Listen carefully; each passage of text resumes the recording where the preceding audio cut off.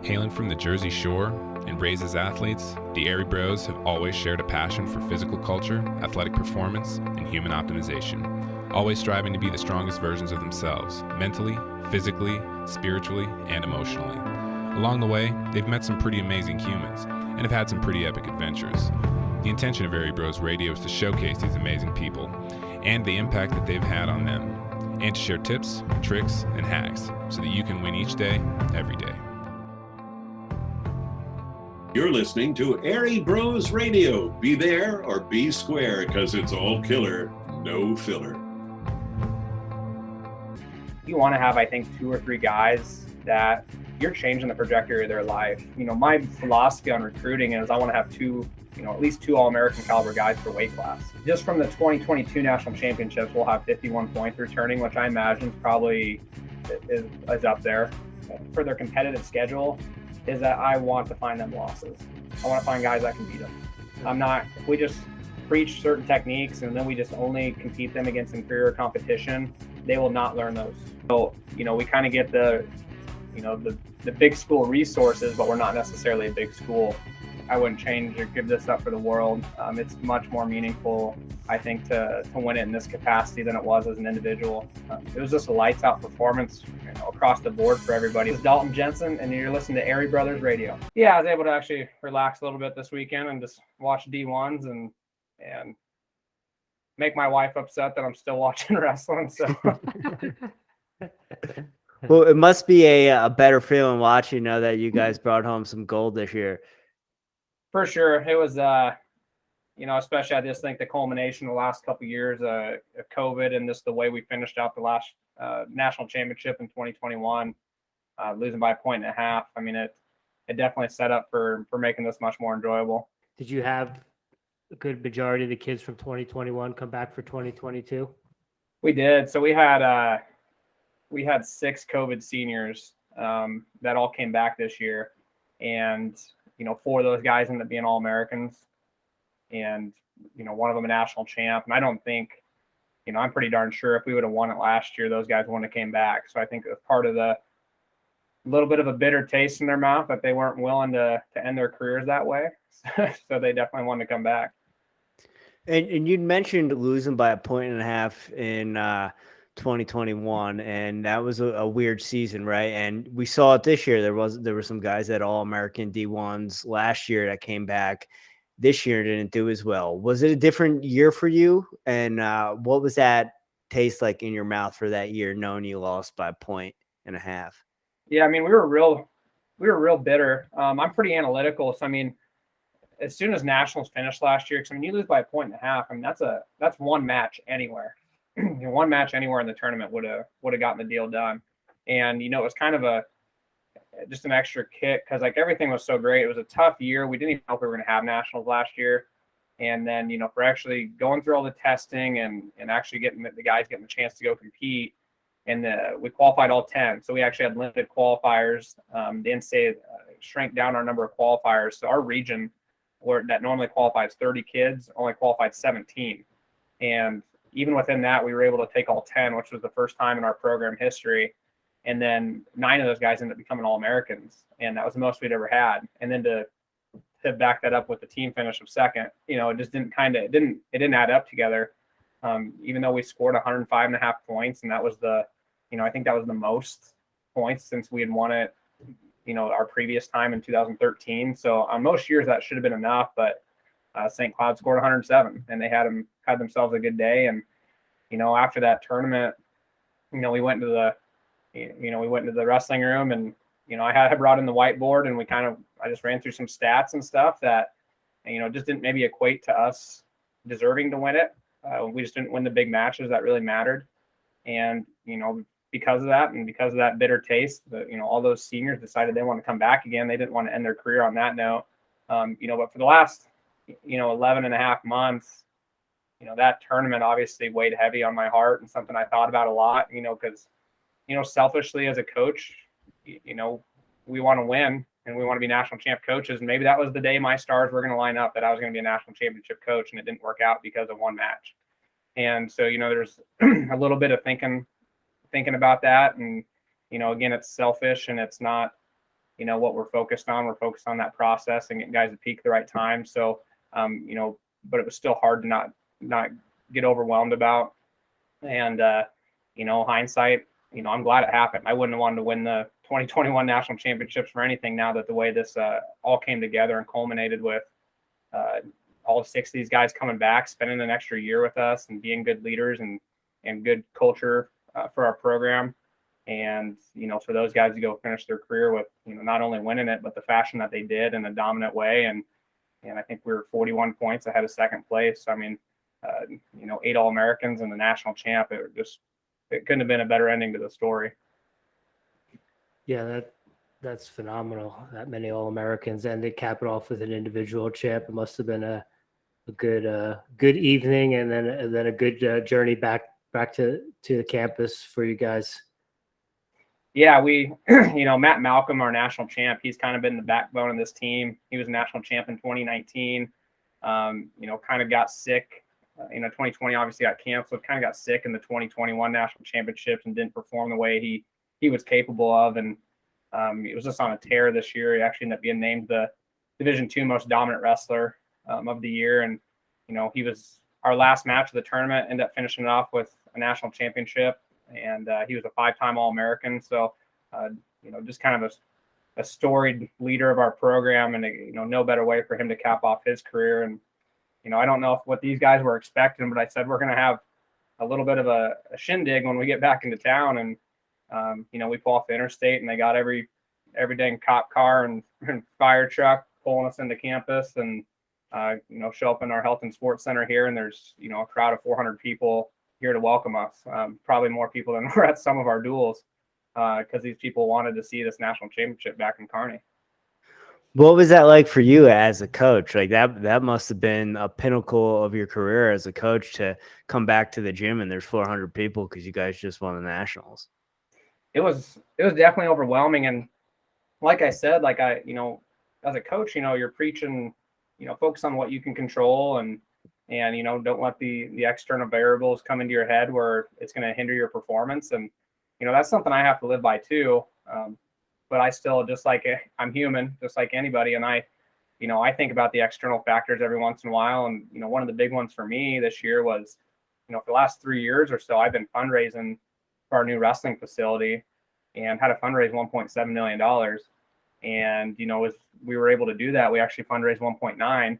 And, that was taxing. That was pretty tough to, I'm not good at going and asking for handouts, but it was I think we have a good cause and a good program, and it was something that people wanted to give back to. So, but with that kind of came a little bit, and I wasn't getting this from anybody or any donor or alumni, but internally I would just take it as, these people just gave us a bunch of money. They deserve a championship. So, that probably put extra stress on me that I didn't need to put on myself.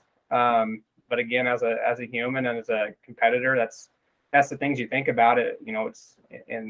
It's selfish for me to think about that in one aspect, but I guess it's kind of selfless that I think these people, our donors, our alumni, these supporters, they deserve to have that trophy in this building. And, I felt that they were deserving for us to bring it home to them. So, it was just an overwhelming emotional experience to walk in and see those people just elated on how these young guys performed. And you've been there both as a coach now and as an athlete. Is there any sort of comparison? Are they two uniquely different but amazing experiences? Is there any comparison? Do you weigh more than the other? Is one closer to your heart than another? Or they each have a special place and they're completely separate as an athlete and as a coach? I've been very, very fortunate. So yeah, I was in 2012 was, similar to a Matt Malcolm situation. This year I was, a senior and was able to finish my career with an individual and team title, and then rolled right into being the head assistant coach the next year. And we won it again. You act like it's as if 2 years was a long time in a row. It's like a streak, but it really wasn't. But it's kind of like you almost get in that mindset of dang, this just happens all the time. We just win national titles. And then, and then it took us 9 years to bring it back. So, so this obviously, my first one as a head coach, and honestly, there's just no comparison. I wouldn't change or give this up for the world. It's much more meaningful, I think, to win it in this capacity than it was as an individual. Because obviously there's the team around you as that individual to, your teammates to win it with you. But, on this end, there's so much less control as a coach. As a competitor, especially in our sport, you don't have to rely on anybody in wrestling. Like, you go out there and you're the one wrestling those 4 matches, and it's up to you. And, as a coach, you lose all that control. And that's probably the toughest transition from being a wrestler to being a coach is how much of that control you lose. And, you just have to be an influence and have a good game plan. And, it has to be really a culmination of the whole year, and that you're getting these guys to peak at the right time and to go perform when it really matters. So, I mean, it's just extra special because it's hard. Like, winning a team title is really, really difficult, that you get 7, 8, 9 guys on your team to all perform at their best on the same 48 hours. And, to sit back and be able to watch that and kind of reflect on it from a couple weeks ago. I mean, it was just a lights out performance, across the board for everybody, that these guys, and again, I think it was just a build up from the last 2 years to watch it end this way, that these guys they took it in their hands. So, I mean, in 2021, when we lost by 1.5, we were winning going into the finals. We didn't have any finalists. St. Cloud had 4. And if they won one of them, they win the tournament. They started off 0 for 3, and their heavyweight was the last finalist. So, I mean, you're watching these matches, like, first one loses, and you're like, they'll pick up the next one. Second one loses, third one loses, and you're like, are we about to win a title this way? They're not going to win one of these matches. And their heavyweight was a stud. He was a returning national champ. We knew he was favored, but ended up becoming a 1-point match. I mean, we're kind of on the edge of our seats, and we talked at the end of the tournament. I was like, did you guys want to win that way? Like, would that have been a fun way to win a national title, was hoping 4 guys lost? And, it was something we talked about this year too, is you got to put it in your hands. And I remember, us winning, I think, going into the second day this year by, I think, 15 points or so. But it was still going to be a tough day to kind of go extend our lead. And, like, right out of the gates, these guys were just winning big time matches and putting dudes on their back and scoring points and having fun with it. And, just extended our lead dramatically. So, I mean, it was just these guys did not want to put it up to chance. They did not want their careers ending in somebody else's hands. And that's probably what was extra special about it. So, knowing that in 2021, it was one match that did you guys in, was that the difference this year, that they didn't put it in that one match? They went out and got every match, and they put it in their own hands every match? Yeah, I'd say so. I mean, just even, you kind of break down the sport, even more than just the win and losses. Like, you think about the position you lost in. Maybe it was a big time match. You had a pitted single and you didn't finish it, and that could have been punching the finals. And so, I mean, these guys were just putting everything in their hands from every little position to closing down periods. The one that sticks out in my mind the most is Josh Cortillo, our 25-pounder. So last year, he was the one guy of our 10 guys that didn't All-American. And he was a returning 3-time All-American at the time. So he was going to his 4th All-American status and went 1-2. Didn't have a great performance. He was also just kind of in a weird spot in the bracket where, I don't even know how this happens, but his 3 matches were against the guys that got 2nd, 3rd, and 4th. So he went 1-2, got beat out. So, I mean, a guy like that just naturally in this sport is going to take all the blame. And I think all 10 of our guys from last year took some blame, and nobody dished it out. I didn't tell the guys anything, but these guys are competitors, and every one of them could have done something more. So, I mean, they're all thinking, that's a big. I was in a big time match that I could have won, but Josh Cortillo being the one guy that didn't All-American, he was the one that probably it weighed the heaviest on his heart. And he was the one this year that he had some losses, probably lost to 3 or 4 guys in the bracket this year. So you just really didn't know what to expect from him going to the national tournament. And he starts off just guns blazing. He has 2 pins, a major, gets into the semifinals because he actually had one of those pigtail matches. So gets in the semifinals with already 5 bonus points. And he's the one that started off our Saturday morning against a stud, and just has a workman-like third period and comes back and beats the kid 6-5 and punches himself in the final. So, I mean, and he's one of those COVID seniors. So, I mean, again, just a culmination of the last 3 years for that guy to have that story and go through what he went through to be the one that, man, you were blaming yourself a year ago for us to lose. And then this year, like, he went and got in the finals, like, and had 5 bonus points. Like, it's incredible. I'm just really happy for guys like him. You're talking about those 5, COVID seniors.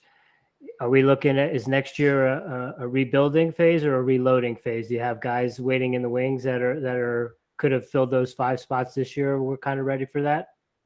Yeah, we definitely have some young guys that that can step up.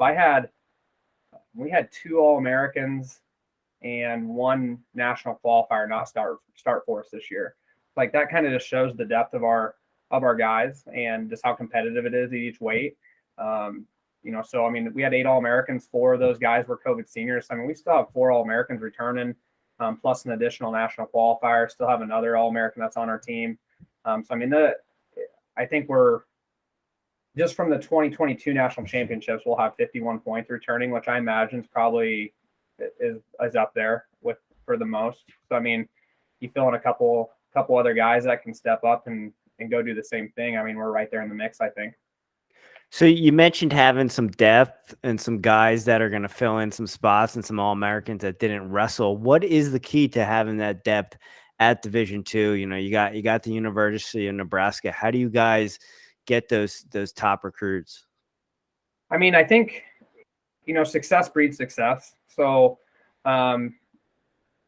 people want to be part of winning programs. The most I'd ever gotten contacted for recruiting was on Monday following the national championship, the number of calls and emails, because I'm sure there's a lot of kids that are sitting back, looking at results and seeing what happened over the weekend, and they say, dang, they won by 41 points. That looks like a fun program to be a part of. And so that definitely helps when your program can kind of speak for itself. And we've had a lot of sustainable success, and we have, I think it helps that we have some guys that have gone on post-college and have been a big impact and good poster men for our program. Guys like Travel Delagnov, that's the assistant coach in Nebraska. Guys like Kamaru Usman, who's been doing what he's been doing in the UFC for the last couple of years. So, I mean, people hear about that and want to be part of it. But my philosophy on recruiting is I want to have at least 2 All-American caliber guys per weight class. And, I tell kids that on the recruiting trip, and for some kids that might scare them off that, dang, I just want to be the guy, I want to be given the spot. And, there's no givens here. Like I said, there's 2 All-Americans and a national qualifier that didn't make our lineup this year.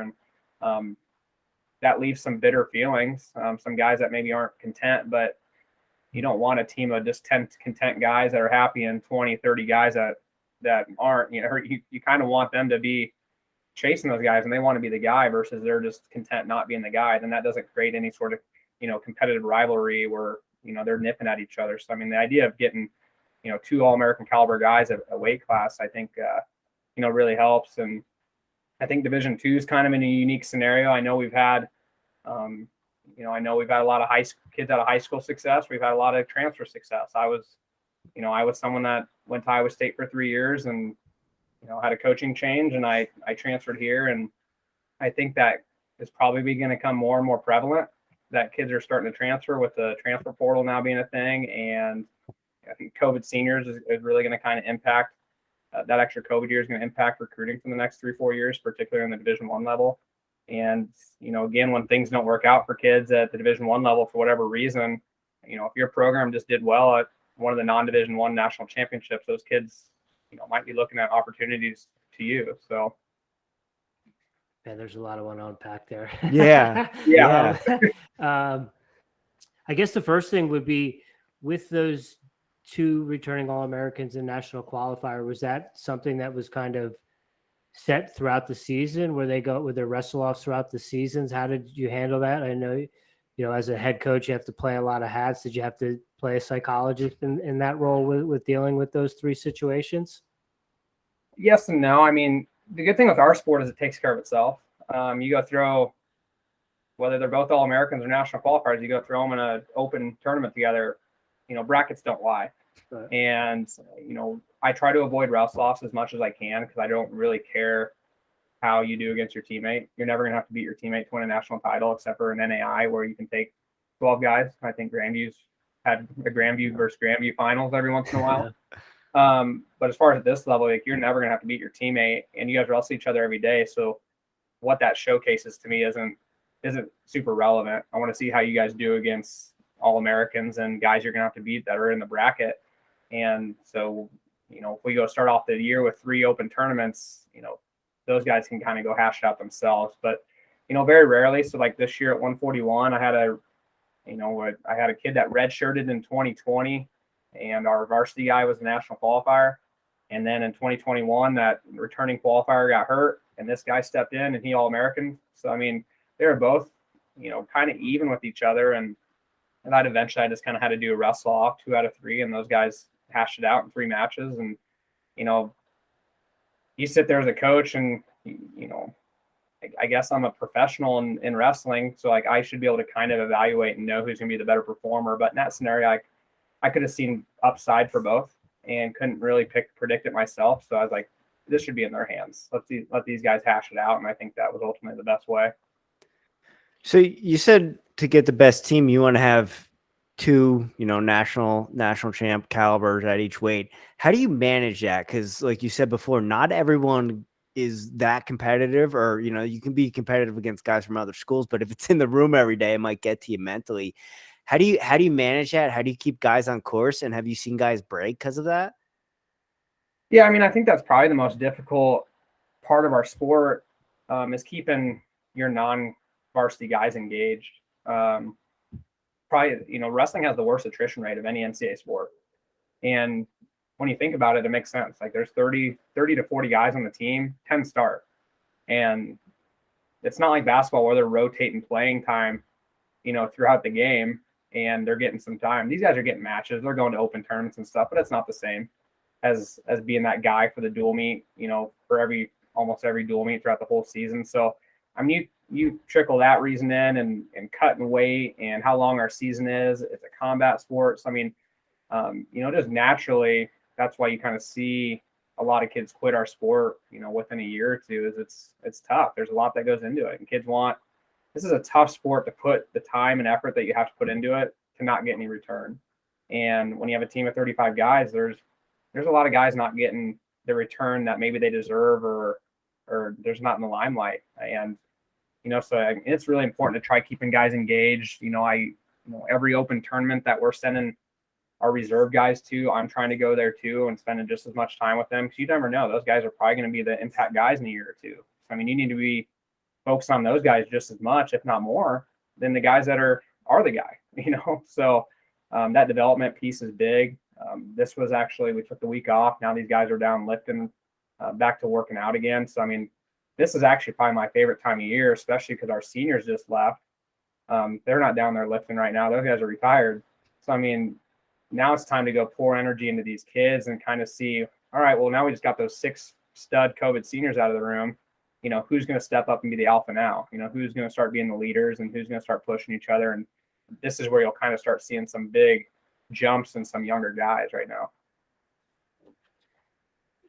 And with the, as the recruiting aspect of that, you mentioned you were a guy who came into the school after 3 years at Iowa State. And as a coach, are you focusing on your recruiting guys coming out of high school, or are you do you find yourself checking the portal from time to time and looking at those guys, or are the transfers more athletes that are reaching out to you to come to you? So probably my philosophy with recruiting is like, I'm going to recruit at the high school level, but I'm going to recruit at a high level like a Division I would, which means I get told no a lot. So I'm overlapping with, primarily out of high school with Oklahoma State, Nebraska, Northern Colorado, Wyoming, schools like that. And, kids that are on the bubble, they probably for sure want to go Division I. That's a lot of kids' mindset coming out of high school, whether they should or shouldn't. But they have the opportunity to, and they want to take advantage of it. And, Division II would be maybe a good fit for them, but they want to go test themselves at the Division I level. And I get it. I was in that boat too. But that's what I'm overlapping with recruiting out of high school. And, for one of 2 reasons. One, I want that kid. I want a kid that's has the idea of competing at the highest level. And, number 2, if it doesn't work out, I hope to be some sort of rebound for them, or they remember that the time and attention we gave them, and remember that this could have been a good fit for them. So honestly, a lot of our kickback guys, and I was the same way, I went to Iowa State, but I was getting recruited here out of high school, and I had a good experience on my visit. I loved the culture here. And Coach Mark Bauer, who's now my athletic director, at the time said, if things don't work out, give me a call, and we'd love to have you. And sure enough, I would have never expected it, that Kale was going to go to Penn State. That 3 years later, I'm calling Bauer and saying, I remember your guys' program, and I'd love to be a part of it. And so that's probably a lot of times the Division I transfers we're getting, I probably talked to 9 out of 10 of those kids already in high school. And so, I noticed the roster. Like you said, you got guys from Colorado, Nebraska, a couple Kansas guys. Does having Kansas being so adjacent to you and them not having any, I guess they have some Division II programs, but since you guys are at the upper echelon of Division II, does that help, put a net over that state in terms of recruiting for you? We've had a lot of success with Kansas kids, and I would say I'd be naive to say it's not part of the reason.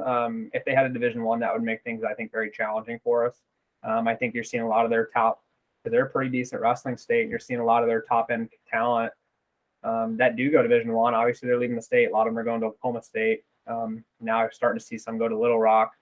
And we were kind of picking up some of those next echelon kids, sometimes even some of the top upper echelon kids, because we're just close in proximity and have had a good program. So, I think, if they got a Division I program down there, I'd be a little nervous. I think it would affect our recruiting a little bit. Yeah. And when you're in recruiting and kids saying and their parents are D1, D1, D1, can you tell by looking at a kid like, hey, you might have the D1 talent, but I'm looking at your GPA. I don't know if it's going to work, or just, based on you have a social life, it might not work. Can you tell by when you're talking to a kid that, hey, I'm probably going to see you down the road at some point? Probably. And once the kid has that mindset, I'm going to Division I, it's pretty hard to talk them out of it. And who am I to say to a 17-year-old kid, like, you shouldn't go to Division I, because probably a lot of people would have said maybe I shouldn't have. So, it's not my job to tell that kid. It's just to create a good experience for him. And hopefully, I want things to work out for him, but if it doesn't, great. We can be a net for you to fall back on. At the end of the day, like, I want kids to want to be here. So if this isn't the right fit for them during that recruiting process, I'm probably overly transparent with kids on what it looks like and how we run our program, what our focus is, what that weight class looks like for them. And because if it's not the right fit for them, I don't want them to come here. It doesn't do me any good to get a kid in here that's going to be unhappy after a year or two because I told them some lies. And it's not going to do that kid any good to come in here. And, so for both parties, it's a bad deal. So I try to be as transparent as I possibly can. I think you're seeing more and more kids that have that hardcore Division I mindset that they want to do that because, and I honestly think it's just because of phones. They want to tweet a cool picture of them in a Division I singlet, because they think that's what their friends want to see and their parents want to see and all their supporters. And I love wrestling. At the end of the day, though, it's not the most popular sport in America. It's on ESPN for 3 days a year for the most part. And so, and I think Division I recruiting in general, and I don't know how much high school kids look at this, and this is naive for me to say because I'm not a Division I coach, but I think Division I recruiting is easy because, flow wrestling, track wrestling, they're going to go put out some stats here in a week or this week if they haven't already that here was the 80 All-Americans. Well, 71 of them were top 100 recruits. So, I mean, our ranking system is getting so good now because everybody knows what the tournaments they need to be going at now, or it's Fargo, who's number one, and all these big time tournaments to get nationally ranked and get on that top 100 list. And our top 100 list, I have no idea what it's like in other sports, but it's good. I mean, 65 to 71-ish All-Americans about every year were top 100 recruits. So, I mean, Division I's know exactly what they need to go get to be successful. And, for the most part, those kids I'm overlapping with in recruiting, I'm not talking to top 100 kids because then I get told no 100% of the time. So, most of the kids I'm talking to aren't even nationally ranked. Sometimes they're maybe low on the bubble nationally ranked at their weight class, but they're definitely not a top 100 kid. So, you wonder what some of those kids' motivation is. I think everyone always thinks they're Superman and they want to go to a program and they'll be that first All-American in a decade. And someone always is going to be. And, again, who's to tell that kid, no, you're not. That's up for them to decide. But, a lot of what we're recruiting off of is I'm not getting a top 100 kid, very rarely a top 25 kid at their weight class. So, I mean, we really have to kind of dig a little bit more into the intangibles and what their prep work looks like. I'll go down to junior duels and I'll watch a kid warm up, and just kind of see what his mentality looks like. I'll watch how he competes, watch how he reacts after he gets off the mat. And, I have to see those little things that I think are important that are going to translate. And again, not that Division I's don't, but at the end of the day, they know, a kid won a world championship at the junior level, he's probably going to go into Big Ten and be fine, whereas we're not getting that luxury. So we kind of have to see some of that stuff and how we think it's going to translate at the college level. You're talking about, you mentioned you wanted it to be a good fit for both the individual, the athlete, and for you, the team, the program, and the school.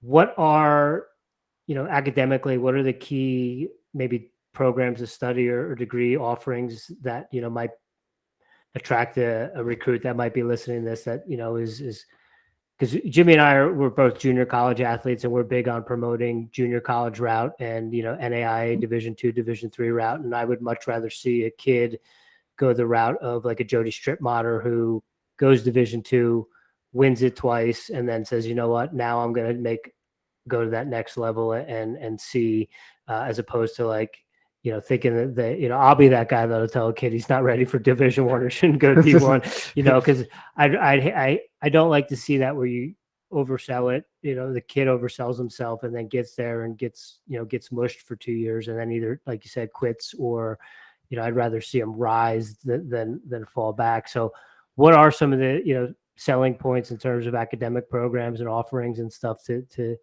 kids come to the school? Yeah. I mean, so we're kind of lucky that, we kind of fall under the umbrella of the University of Nebraska system. So University of Nebraska, Omaha, Lincoln, Kearney, and then the medical center in Omaha. So, we kind of get the big school resources, but we're not necessarily a big school. I mean, we're a decent size. We're 6,000 students. So, pretty decent size. Obviously it's not a 30,000 like Lincoln down the road. But, that gives us the ability where we have a lot of the generic majors. We're a state school that most people have. A couple of our niche majors is construction management and industrial distribution, which is essentially like a professional sales degree. Both those degrees require internships. It's like 100% placement. If I ever even talk to a kid, whether he's thinking about wrestling or not, like if you're looking at either of those two degrees, because it's not offered a ton of places, I'm like, this is a no-brainer. Like you have to come here. And so those two are probably our main ones. But, like it's the same thing, like I said, with making sure it's the right fit. So like that's probably the piece with it being a University of Nebraska system is, each of us kind of have our own niches. So, Omaha down the road is kind of pretty big with engineering. And, so we don't really offer that much here. There's like a pre-engineering program that they can come here for 2-3 years, get a physics degree, and then transfer over to either Lincoln or Omaha to finish their engineering degree. And so pretty much anyone that ever reaches out to me in engineering, you might see some coaches that say, yeah, come here and do this. And then after 3 years, the kid's like, what the heck? Like, I need to leave now to finish this. Whereas most kids that are interested in engineering, I'm like, I wouldn't come here if I were you. This isn't probably the best route for you, unless you're kind of on the fence about it and you're thinking about something else. Because other than that, you're just set up to have to go transition again or transfer, in 3 years. And I don't think that's beneficial for you. So, but, other than that, we kind of have been lucky now that, especially the medical field, the need for nurses and stuff has really grown. So with the attachment of being part of the University of Nebraska system and with the medical center, just on the west side of campus, they just built a multi-million-dollar nursing building, part of UNMC that's affiliated with UNK. Now they're going to build another one right next to it, like double the size. So, I mean, that need for nursing and the medical field and PAs in this area is really growing. So, I mean, we're kind of trying to fulfill that need as well. But yeah, just to kind of, I guess, go back to really answering your question, is that construction management and industrial distribution is really niche. And then education, we are like the school to go to in Nebraska for education. Obviously, we're a state school, so it's cheap versus going to private school and getting your education degree and going out and making the same amount of money as the kid that went to a state school. So, I can't remember what they usually say, but it's about a quarter of the teachers in Nebraska came through UNK. So we have, I think, three guys going on for sure to be teachers and coaches in the state next year that just finished up with our program. So that's kind of I'd say we usually have about 6, 7, 8 guys on our team that are education majors. We probably usually have about 3, 4 guys that are construction management, and then usually about 3 or 4 that are in distribution, it seems like. Yeah, those two are really unique. And we're out here in Colorado, and we lived in Leadville, Colorado. So we have the Colorado Mountain College, and and we also, being here in Denver, you learn of like brewer's degrees or ski management degrees or that construction management degree. I don't know if people just didn't tell me about these things when I was coming up, or they didn't exist, but it's pretty cool to know that, there are these different education programs and degree offerings that exist. And there's something to be said for working with your hands and building and doing things like that. And, I think a lot of times maybe some kids think that they want to go into that construction avenue. So they think, well, I can't go to school or I can't continue my wrestling career. But to know that there's a school out there that offers something like that, where they can follow their passion of working with their hands and doing things like that, but then also take the wrestling to another level. That's pretty cool and pretty unique. Yeah, I think both those degrees in particular, like, just suit wrestlers really well. So I mean, maybe at construction management, it might be a kid that's thinking about engineering, but maybe just he doesn't have a high math ACT score, and it's going to be a tough route for him to go. But also, wrestlers want to use their hands and they want to do the grunt work. You're going to be a project manager someday, so you're not doing all the grunt work, but you're still there on job site, and you're still being active and helping out where you need to, but you're not sitting behind a desk for 40 hours like an engineer or an architect would be either. And so I think that's something that I think has suited a lot of guys, and especially that same thing with the industrial distribution. I mean, you're going to be on calls, working with people and working with a team, a sales team. So there's a competitive aspect of that. The harder you work and the better you are at it, the more money you're going to make. So I'd see a lot of companies that really like to hire our wrestlers out of that program as well. You had mentioned being honest with the kids and, not getting someone in that engineering degree and then 3 years down the road, they have to transfer. That said, University of Nebraska Kearney is a dynasty Division II. You guys are top all the time. How do you keep such a good program, but not like sell your soul and become a used car salesman, but keep the program up at that upper echelon? That's a good question. So I guess my purpose as a coach, obviously is to help these guys, and, through the sport of wrestling, we're helping them become better men. And also with that though, my job is to help make this program sustainable and to where it sells itself. That way, if I hope nothing happens to me, but if something bad happens to me, that this program will still carry on and it's still going to sell itself. And I think there's a lot of, Division I coaches, and this just happens naturally. Like, if you're an Olympic champ, you're an Olympic champ. So a lot of times that's great for recruiting, but it gets kids to school based on that coach. And they're not necessarily sold on the program, and they're sold on the school, but they're sold on that coach, which is fine. But coaches can change. And in the NCAA coaching world, it changes rapidly, probably less so in our sport than maybe football. But obviously it still happens. So I think it's good that your school and your program speak for itself. And, that's where, Mark Bauer was the head coach before me. He was head coach for 17 years. And, I transferred here, and he brought me on staff right away, and I coached for 4 years under him. And then he passed it off to me, and he became the athletic director. So, I mean, this program is, he did a good job, and I'm trying to continue to try to build that and continue to elevate it. That, this isn't again, if something bad happened to me, I'm like trying to not sell bad juju on me.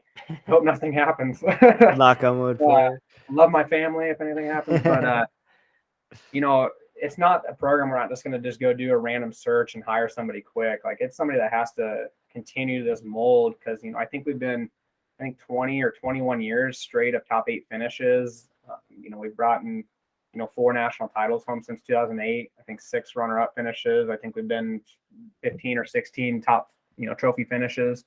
So, it's something that's, that success obviously sells itself, but it's like, what does that mean? Where does that come from? It doesn't just happen. So there has to actually be a purpose behind what you're trying to do. And, there's a piece of that where, you're trying to recruit in the, kids that are going to buy in your culture and stuff. And I don't necessarily, I hear coaches say that a lot, but I think it has to mean, kids that fit a certain mold and stuff like that. But I think as a coach, like, we should have a little bit more of a task at hand rather than just getting kids that are already within your mold. So I think something that I like to do, and I know Coach Bauer did too, is you want to have, I think, 2 or 3 guys that you're changing the trajectory of their life.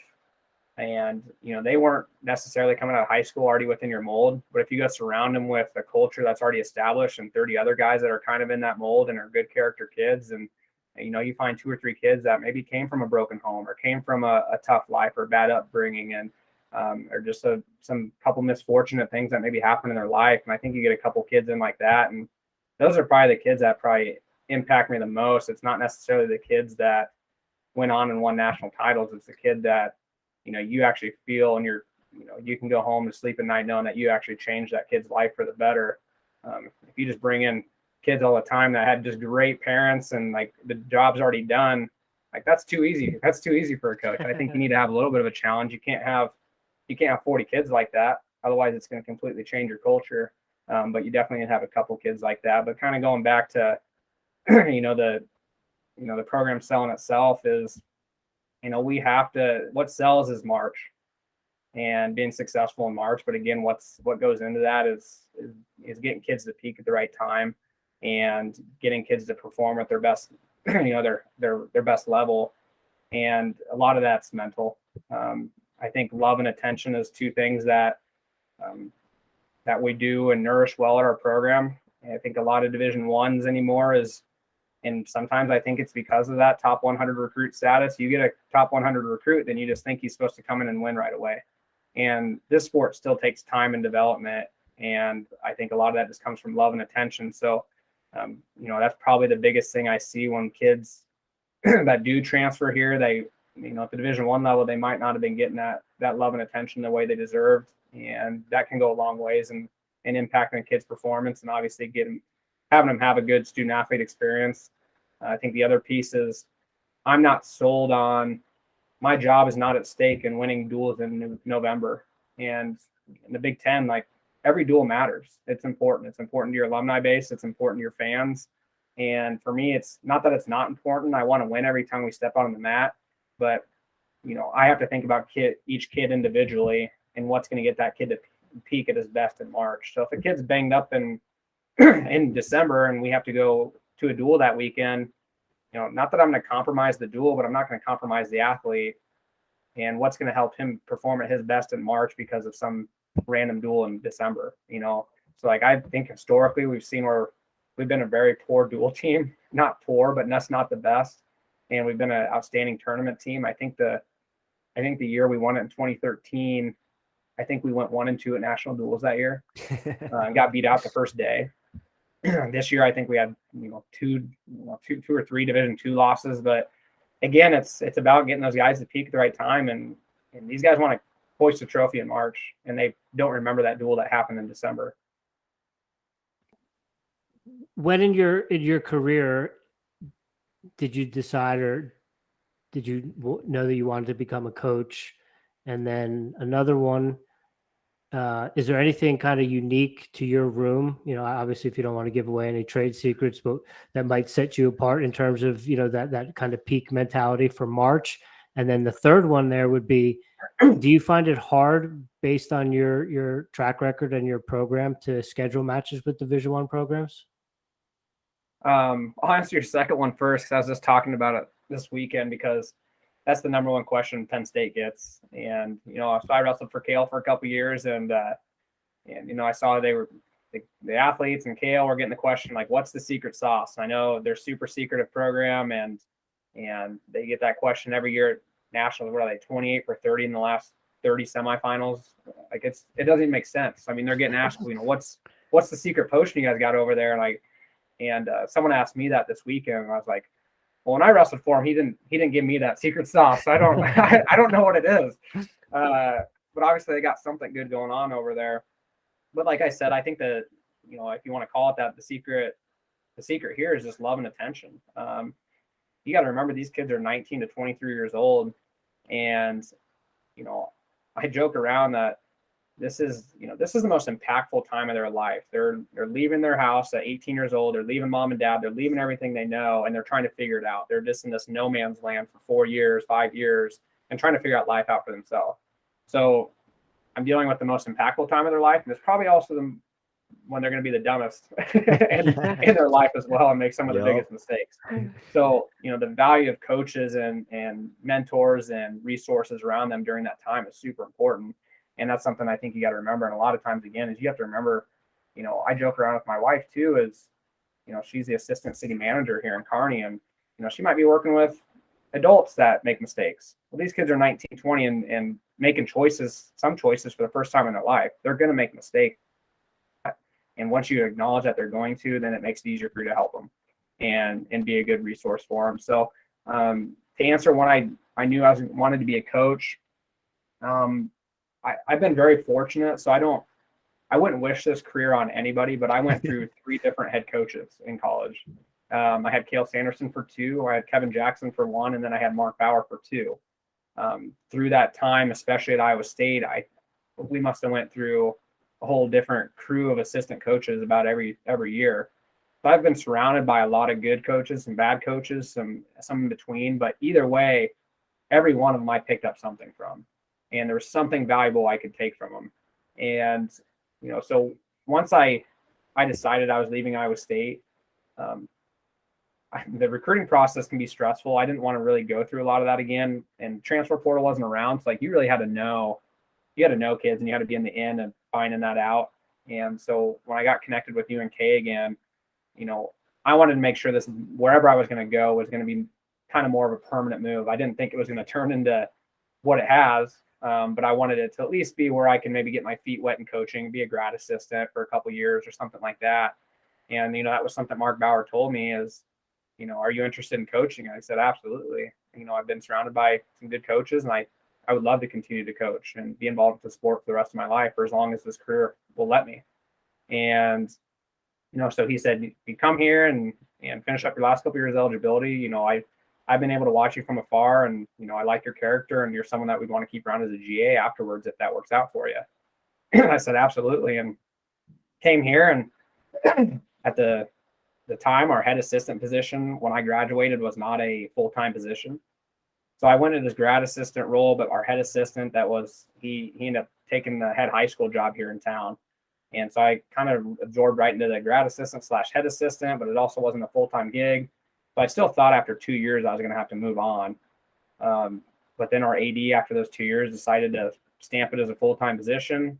And so I did that for 2 more years before Mark Bauer stepped down, and then I ended up taking over. So I've been very lucky. I think I've done a lot of things, and I've worked hard and you know, put myself in good scenarios, but still things timing wise have to work out. I think about that in recruiting too, is, you know, for Iowa's sake, you know, 2 years ago, some stud 25-pounder might have came out of the country, but they have Spencer Lee for the next 4 years. You're not going to go offer a full ride to that kid when you know you have Spencer for the next 4 years. So, you know, recruiting, it's supply, demand, and timing. And for me, it's the same thing as my career path has gone on. And I've just been very, very lucky that the timing has just worked out well for me. And like that part's out of my control. I've just been very fortunate and very, very lucky. And the third question you had was D1 teams wanting to wrestle you guys at duels. Is it, you guys have trouble kind of scheduling those? You know who has no problem dueling us is the 5th team in the country down the road, Lincoln, Nebraska. No, that's good that we got back on track with dueling them. It's humbling. But my purpose as a coach for their competitive schedule is that I want to find them losses. I want to find guys that can beat them. Yeah. If we just preach certain techniques and then we just only compete them against inferior competition, they will not learn what's valuable and what they're going to need to have in the national finals. So that's kind of our approach, is finding them losses. So we'll dual Lincoln when we can, and we'll go to the Cliff King Las Vegas Invitational every year, and to go compete against the best. Outside of that, I'd love to duel a D1 that's I know can be more competitive than maybe what we can offer Lincoln, or just I would love to duel a non-Big Ten, Big Ten. Get you out here to Northern Colorado. Yeah, but with that RPI system, it's been harder and harder. We've in 2000, I think it was 2013 and 14 and 15. I think at least 2 of those years within that time frame, when we were, I think we got first one of those years and second one of those years, we went out and competed in the Virginia duels, 16-team bracket. We were the one non-division one, and I think we got 7th one of those years, and like it really kind of caused a big uproar. I'm like, I don't, there's a competitive side of me where it's like, deal with it, but like I think they were very unhappy with us, and we kind of got disbanded from going there anymore.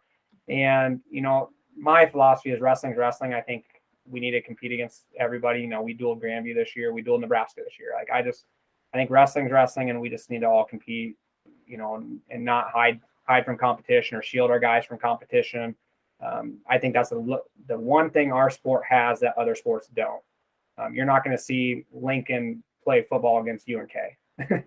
But we have the opportunity to wrestle them. I think that's awesome. I think that's awesome how close-knit our sport is. But I would love to get as many Division I duels as I can. But again, with that RPI system, there's not a lot of, and I get it, there's just not a lot of upside for them to duel us. It's really only negative. Yeah. Which is unfortunate, because let's build wrestling. Let's get D2. Let's get NIA. Let's get D3 just as big, because if you like wrestling, there's good wrestling on every level. One thing you said, Coach, that kind of stuck out to me, and I think it's something that I'm going to use in my life, is once you can accept people are going to mess up, and then they mess up, and you just move on and see how you can get better from there. I think that's like some sage, like really good advice, and just make life a lot easier for everybody. It'll definitely save you frustration. Yeah. Well, Coach, we have some rapid fire questions we ask all our guests, and for wrestling coaches, we have some wrestling specific rapid fire questions. My first one is, are you a wrestling shoe head? I am not. No. I don't know why. I never have been. I'm just, I guess I'm just not that fashionable, but I believe my wife and I joked about this recently. I don't know how long-winded you wanted these questions to be, but my mom was always, save money. So just buy shoes that are too big. You'll grow into them. And it was probably until I married my wife, I was like 24, 25. And she's like, that's not your shoe size. So I've been probably wrestling shoes that were a size and a half too big for me. Like all my wrestling career, even in college, I'm like, I might get bigger. Need to leave some room for growth. What are you wearing right now in the room? Something for wrestling? For wrestling shoes? Yeah. I think I mostly wear aggressors for the most part. And my shoes last a lot longer now than they used to. I used to have to almost go through about a couple a year. And as a coach, I keep getting with the team, I get new shoes every year. And I look in my locker and I still have 3 shoes I haven't unpacked yet. Nice. Do you still get in there and scrap? I do. A little less than I used to. I'm getting banged up a little bit. Kind of got some bad knees, and found out this year I got a torn labrum. So I'm kind of trying to put off having surgery on that for as long as I can. Because I know once I have surgery on that, I'll probably be done. But I think I probably have maybe 3 or 4 more years left in me of scrapping with these guys. But man, these kids are getting better and better, and it's getting tough. Yeah. And you did some Greco coming up, right? You were did pretty well at Fargo and Greco, if I read properly. I did. In my senior year, I was a champ in Greco at Fargo, but I never did anything in college with it. Okay. Kale was not a Greco guy, and so I think I was qualified that next year for the junior world team trials automatically for being a Fargo champ. And I wasn't training it or anything, but I was just like, hey, I'm qualified for this. Can I go? And he's like, I'd rather you just train freestyle and not go to any tournaments than go. So hindsight, since he ended up leaving, I wish I just would have gone anyways. But. Yeah. Coach, is it state or states? I go with state. I'm from Iowa, and I can't shake it. Right on. Is it 125 or 25s?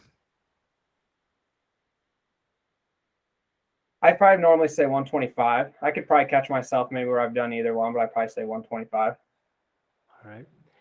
Is it stance in motion or stance end motion? I say stance in motion. What do you guys mostly get on that?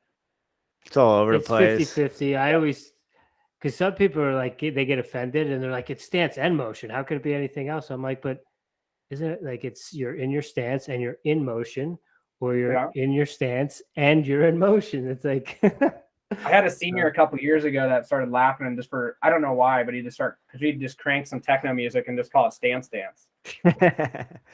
We know tournaments are the bane of people's wrestling coaches' existence. Do you have a routine that you do to get through wrestling tournaments? As a coach? Yeah. I got to have at least 1 or 2 Mountain Dews to get me through a tournament. That's probably the big thing. But I'm pretty mellow. I think probably I think I'm a little bit of an introvert, if anything. But I think my time around Kale, if you've ever seen him in the corner, is like, I'm pretty mellow. And like I said earlier, like I know there's going to be, in their life, they're going to make a lot of mistakes, but the same thing in wrestling, like these guys are going to make mistakes. And honestly, like I just view them as opportunities to learn. So rather than get frustrated, especially in November or December or January, if they're making a mistake in the national tournament, I might get a little fired up about that one. But as far as early on in the year, that kind of helps. I always think about doing things that are going to keep you your longevity in coaching. And one is don't wrestle with the guys every day. Try to take some days off. And that's the second one is don't get frustrated at the little things and the mistakes they make. Yeah, that's good advice. Coach, if there is anything in folk style wrestling in the NCAA rules or positions or anything that you could change or do away with, do you have anything that comes to mind off the top of your head? Oh, I feel like I'm in the minority in saying this because I know, and this is usually the biggest time this topic gets brought up is post-national tournament, is that I know there's a lot of very pro freestyle people in our country, and they think it's more entertaining, and they think obviously if we spent more time with it, it would transition better for us at a world level. Whereas right now, I think we're proven that almost 100%, very few guys that when we throw a guy in the world championships as his first time, he doesn't medal right away. The U.S. has been very, very successful at that, which I think shows that folk style is actually probably somewhat of a good cross training for freestyle. And I think that gives us a little bit of a niche edge over some of the European countries. So honestly, I'm a big folk style fan. Again, that's probably something that draws from Kale is he loved his mat wrestling, and I love my mat wrestling. That was my best position. So I'm a big folk style fan. I think right now is the best rule sets that we've ever had. And you can go watch the national tournament last weekend, and there's always gonna be something that didn't go, it didn't get called right. I think probably the biggest issue is we're one of the oldest sports in the world, but I feel like, and again, I'm naive to other sports, but I feel like we change our rule sets more than anybody. So it makes it really hard for officials to stay on top of things and actually get time where they're getting those mechanics down and used to something for more than 2 years before we go uproot something and change it. But right now, I'm pretty pleased with our rule set. I think it's creating a lot of good action and high-level wrestling, and I'm a big folk style fan. Right on. Keep headgear or do away with it? We can get rid of it. Right What on. other sport has it's not a concussion thing. It's a cosmetic piece of equipment. Yeah. That's bizarre. And then one last one for the wrestling side. We've asked a lot of coaches. I think Thomas Gilman was the only one that said no to this, but would you be in favor of a 1-semester season? I would. I know it's building up steam again. I think the idea, probably the biggest piece of it, probably be academic, is you allow our guys to be a student for 1 semester and give us kind of a preseason to train. You move ourselves off the 2 main holidays, Thanksgiving and Christmas. Yep.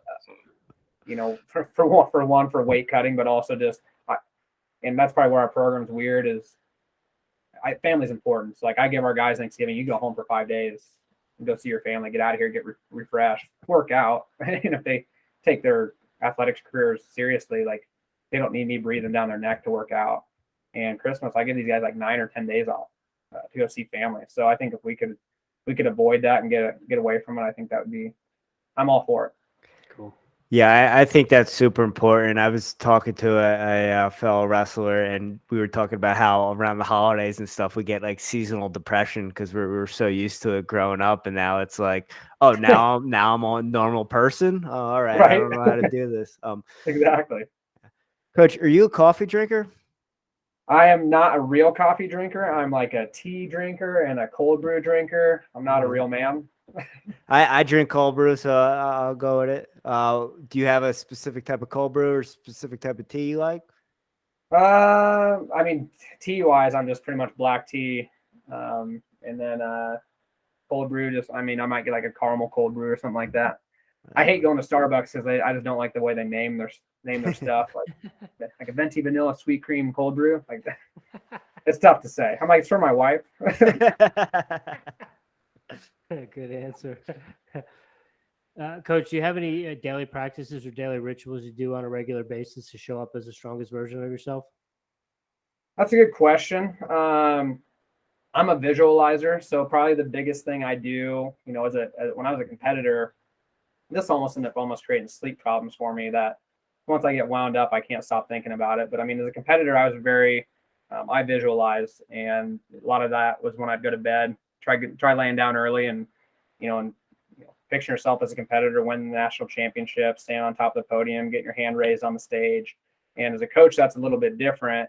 I think about weird things like, we just fundraised for this new wrestling facility that they're building right now that'll be done here in this fall. So like I picked, as we were fundraising for that, I was picturing our guys working out in there in that new space and the design of that space. And, picturing us hoisting the national team trophy, this year. So that's probably the biggest thing that's I still do is visualize as I'm going to bed. Yeah. Coach, what are you listening to right now? Music-wise, podcasts, audiobooks? You reading anything? Probably the biggest thing.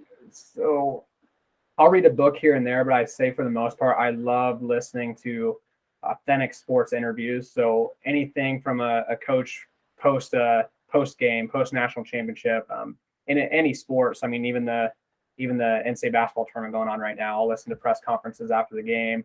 Because that's when I think you probably get, sometimes in books, they get a lot of time to think about it and write the nice fluffy stuff with it. Whereas after a game or something like that, you might catch a little bit more emotion in it and a little more authenticity. So I love listening to press conferences of coaches of any sport. As far as music wise, I'm like a 90s kid. I love listening to like 90s alternatives, some 90s grunge, some Foo Fighters, Red Hot Chili Peppers, stuff like that. Right on. I'll get down with that. Who gets the control of the playlist or the stereo in the room? Man, I feel like a 60-year-old guy, like get off my lawn when these guys plug in their, put their aux on or put their Bluetooth on and play their music. I'm like, what is this? And it's tough to listen to, but we kind of let people kind of have at it and share the space a little bit, share the stereo, and we'll see. Our new facility is actually, we filled in the old swimming pool, and it's like right next to the College of Education. Like it shares kind of the same hallway. So I'm probably going to have to make sure like I'm really staying on top of making sure they're not blaring it too loud and it's clean. And yeah, I'm right there with you. I've definitely become the get off my lawn type of guy more and more as I've gotten older. So I can sympathize and empathize with you for sure. Yeah, for sure. Coach, last and certainly not least, it's totally cool if you don't, but if you do, we'd love to hear it. And it doesn't have to have anything to do or pertain with anything in the last 24 months. But do you have a favorite conspiracy theory? Ooh. So I think every program should have one of these, but we have a 76-year-old. His name's Tom McCann. He was the head high school coach at Kearney High for years. He volunteers with us now. And like, dude's a huge conspiracy theorist. Yes. Conspiracy theorist. Like some of them I can't even share. But his big one right now is chemtrails. Yeah. Oh yeah. And chemtrails in the sky. And so like anytime we're outside or going to a dual meet or whatever, like he'll point like that's not from an airplane. Like that's chemtrails. They're dropping chemicals on us. And this guy, man, I'm gonna make him watch this because I'm calling him out. Oh, I might reach out to him now. If you guys need a chemtrail podcast, this is your guy. Well, we got one. We got an episode out there. Right? He's got him and his brother. His brother lives in town too, and like he's just as much involved in this conspiracy. I mean, these guys will look up sites all the time, and they'll take pictures. Like they have thousands of pictures of chemtrails. And like, I don't know. I don't think I believe it. I need to probably actually like sit down and listen to them and actually like buy into it a little bit, where I'm just like, get out of here, you're crazy. And I just shut it down right away. I'm gonna actually like maybe get them geared up and like, let's see these pictures. Like, tell me more about it. All right. Well, we got one for you to give to him. Next time you see him, tell him, if he hasn't yet, tell him to watch the movie Frankenskies. Frankenskies? Yeah. We could send you an episode that we had on. We had a documentary filmmaker on. He's an activist. His name is Matt Landman, but he's done some extensive work in chemtrails. And just for you to dig a little bit more into it with him is Operation Popeye. And they actually used cloud seeding in the Vietnam War to try to win the Vietnam War. And the slogan Henry Kissinger had was make mud, not war. And so what they did was they seeded the clouds to extend the monsoon season. Now you guys are convincing me. Well, we do. I will legit check these out. So chemtrails is something that we've been hip to for a minute, but like Rich said, we had Matt Landman on, and I'm a college student right now. And I'm going to film school. So anytime we're out or whatever, it's nice and it's spraying, I'm like, it's going to snow tomorrow. And without fail, it snows. And my one buddy was like, has anyone ever like said that like you predict the weather and you call it out all the time? I'm like, no, because you all think I'm crazy. Coach, thank you so much for your time. It's awesome. Talk some D2 University of Nebraska Kearney wrestling with you, and keep up the great work. No, I appreciate it, guys. Loved having you guys having me on. And yeah, I mean, like you guys said, you guys are kind of the small class and giving us the love that I think we deserve. I think Division I gets all the attention, and I think for a lot of reasons they do deserve it, but there's a lot of things going on in Division II, III, NAI, and JUCO, and I think in women's. So I think we deserve some love too, and I'm just really grateful for you guys and your coverage. Yeah, absolutely. Anytime we can help grow the sport and shed some light to some athletes to know that there are other avenues that they can go to pursue their dreams and get an education, and it doesn't necessarily have to be in the Big Ten or Division I. We like to have conversations with guys like yourself. So thanks for your time today, and also just for the end there, thanks for entertaining that question, because some people or some coaches don't go down that avenue with us. So I really appreciate that. Absolutely. No, I appreciate it, guys. Thanks a ton. Absolutely. Cool. Have a great day, Coach. Dalton. Thank you. Yeah, you too. Take care.